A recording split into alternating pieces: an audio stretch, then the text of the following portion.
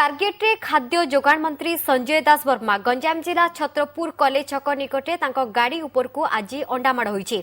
मंत्री दास वर्मा ब्रह्मपुर विश्वविद्यालय एक कार्यक्रम में जोग देबाकू जाउथुवा बेले छत्रपुर कॉलेज निकटे गाड़ी उपर को अंडामाड़ होइथिबा जणा पड़िछि।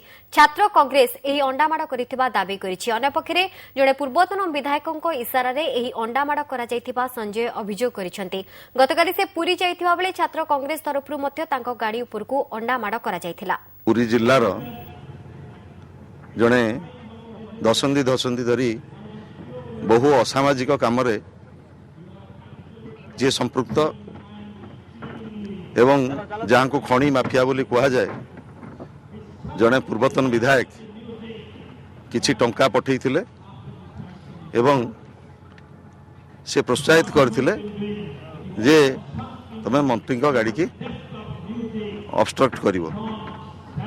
मुझे स्पष्ट करदेवा चाहे ओडिशार युवक छात्र माने एभली असामाजिक तत्व दूरे रुहतु।